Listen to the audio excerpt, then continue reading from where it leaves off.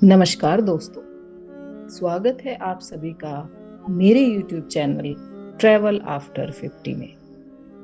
कभी कभी हम किसी जगह के बारे में बहुत कुछ सुनते हैं, उसके बारे में किताबों में पढ़ते हैं, तस्वीरों में देखते हैं, लेकिन जब वही जगह पहली बार अपनी आंखों के सामने होती है तो उसे शब्दों में बयां करना मुश्किल हो जाता है। मेरे लिए ताजमहल का अनुभव कुछ ऐसा ही रहा। आगरा पहुंचकर जब पहली बार मैंने इस विशाल और अद्भुत इमारत को अपनी आंखों के सामने देखा तो सच कहूं, कुछ पल के लिए मैं बस उसे ही देखती रह गई। इसकी भव्यता, इसकी सुंदरता और इसकी बारीकी, सब कुछ इतना अद्भुत है कि मन अपने आप अभिभूत हो जाता है। दुनिया के 7 नए अजूबों में शामिल ताजमहल केवल एक खूबसूरत इमारत नहीं है, बल्कि यह प्रेम, वास्तुकला, मेहनत और समर्पण का ऐसा संगम है जिसे देखने के लिए आज भी दुनिया के कोने कोने से लोग आगरा आते हैं।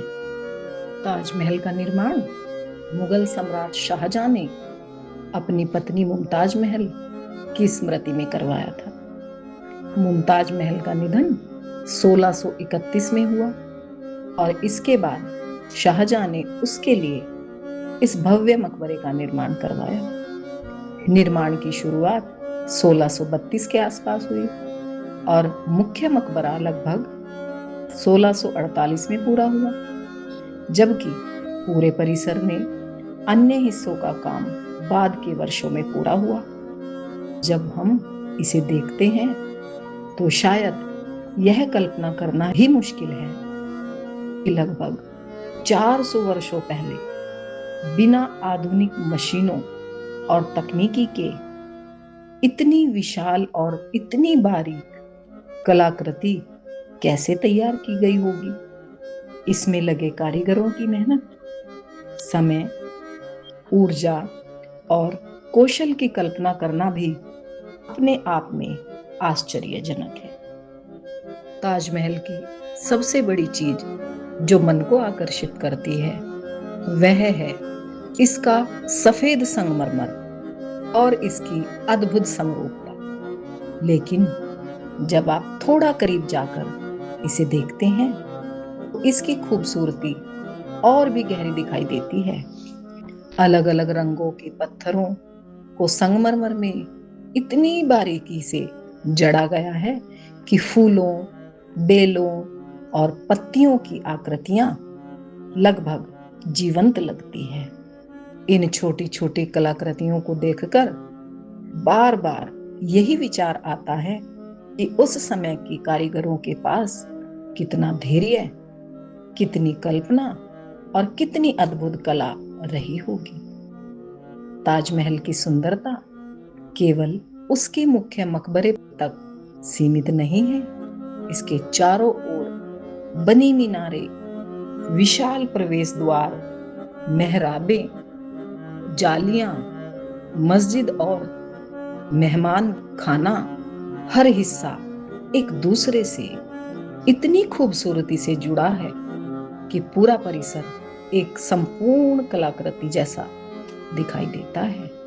सामने फैला हुआ मुगल शैली का सुंदर चारबाग अपनी हरियाली, पानी की धाराएं और फव्वारे इस पूरे दृश्य को और भी मनमोहक बना देते हैं। मुझे विशेष रूप से इसके बगीचे और फव्वारे बहुत सुंदर लगे, क्योंकि यहाँ वास्तुकला और प्रकृति का संतुलन बहुत खूबसूरती से दिखाई देता है।